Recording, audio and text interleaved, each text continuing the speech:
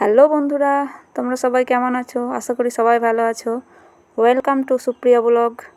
তো দেখো, আমি গাছের ডাল ভাঙছি, এখান থেকে মূল ওঠাবো। এটার নাম কাসাবা। তো এই মূলটা খাই, তার জন্য মূলটা ওঠাবার জন্য এখন ডালগুলো ভেঙে নিচ্ছি। ডালগুলো অনেক নরম, তাই তাড়াতাড়ি ভেঙে যাচ্ছে। এরপরে মাটি খুঁড়ে শিকড় বের করব। তো এখন ডালগুলো ভাঙা হোক, তারপরে মাটি খুঁড়ব। তো এটা খেতেও বেশ। এই তো মাটি খুঁড়ে মূল বের করব, এই মূলটাই খাবো। অনেক নরম মাটি, কালকে জল দেওয়া হয়েছে, মাটি ভিজে আছে। এই যে গোটা মূলটাই উঠিয়ে নেব, উঠাচ্ছি।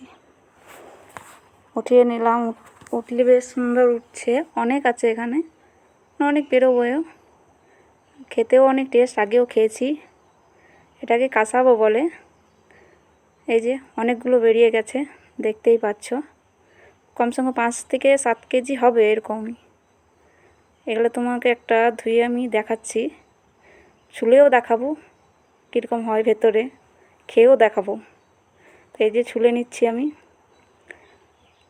ছুলছি, মানে ছুলতেও খুব সুন্দর। এটা খেতে ওই যে আমাদের ওদিকে পানি ফল পাওয়া যায় না, ওই রকম খেতে। বেশ মিষ্টি না, পানি ফলের মতনই সেম টেস্ট, খুব সুন্দর লাগে খেতে। খুব সুন্দর, দেখতেই পাচ্ছ কত সুন্দর দেখতে লাগছে।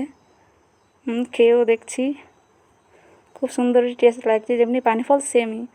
আর এখানে আমি একটা গাছ লাগিয়ে দেবো, পরের বছরে হবে আবার। ডাল লাগালেই হয় এগুলো, এখানে গাঁথা হয়ে থাকবে, পরের বছরে হবে আবার। এই যে মাটি করে ঢাকা দিয়ে দেবো, এগুলো ডালেই হয়ে থাকে। আবার পরের বছর দেখবে এগুলো আলাদা হয়ে যাবে, পুরো মোটা হয়ে যাবে, এগুলো আবার ওঠানো হবে। আর যদি আমার ভিডিওটা তোমাদের ভালো লেগে থাকে তো তবে একটা লাইক করো, কমেন্ট করো।